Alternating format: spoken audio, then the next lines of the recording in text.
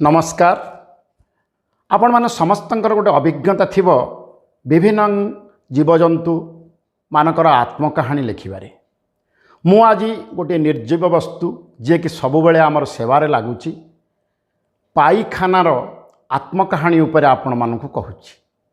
पाईखाना कहूची, सुण भाई भौणी पाईखाना कहानी मोर आत्मजीवनी मोर दुख कहानी मोर सुख कहानी सुन भाई भौणी।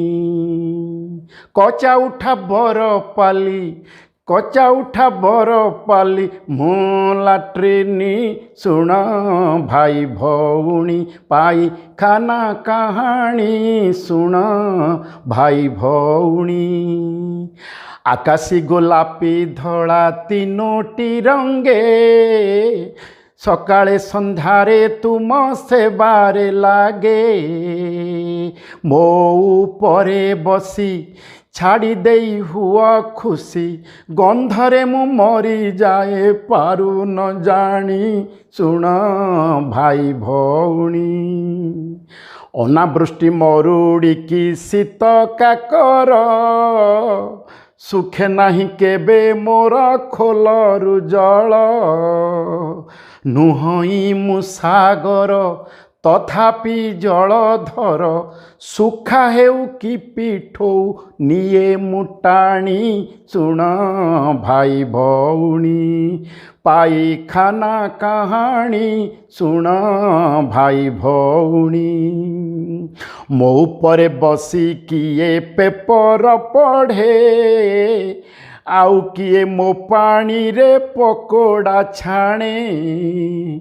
खदड़ी आपालिसी खैरी आगोलापी साग खाई सागुआ के छाड़ई पुणी सुन भाई भौणी पाईखाना कहानी सुन भाई भौणी।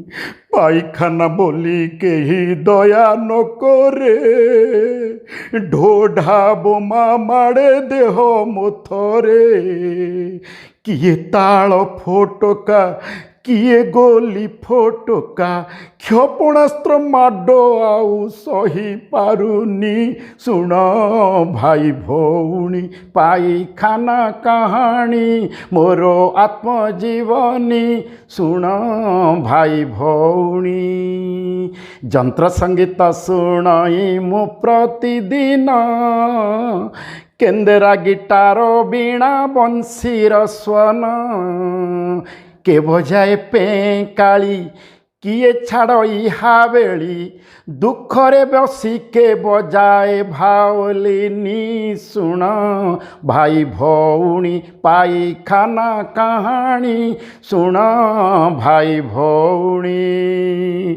आजिकाली लोक माने टिके कंप्लेन कले पाईखाना को जे आम विषय पदे अधे लेख आमे मोटा डेंगा पेटा आमे आउ तले बसी पारिबुनी आम पाई किछु गोटे बंदोबस्त करा जाऊ। पुणी पाईखाना कहूची एबे मोर कले बर बदली गला दुई फुटिया चौकी कमोड़ हेला। गाँरु बाबूंकर मौसा आसी थिले छोट कुंड भाबी मोर पानी रे कुली कले दांत घसी मुह धोई पीले पानी सुन भाई भौणी पाईखाना कहानी सुन भाई भौणी। मो देहरे बन्या आसे संज सकाळे भौरी पानी रे बुट डाली खेले। मुह खोली रही थाए जहा पड़े गिली दिए भूई तले चोरा पेट सेफ्टी लाट्रिनी सुन भाई भौणी पाईखाना कहानी सुन भाई भौणी। मो उपरे बसी जेउ आराम मिले मिलिबनी लक्षे टंका खरच कले। केते चिंता केते व्यथा चाली जाए सबु व्यथा मन खुशी करे किए बीड़ीटे टाणी शुण भाई भौणी पाइखाना कहानी शुण भाई भौणी जदि खाऊअछ पेट पुराई खाना घरे घरे कर गोटे गोटे पाइखाना खाना पाई पाइखाना बाहरे जीवा मना सुस्थ हेब परिवेश रोगी रोग हेब नाश प्रधानमंत्री मो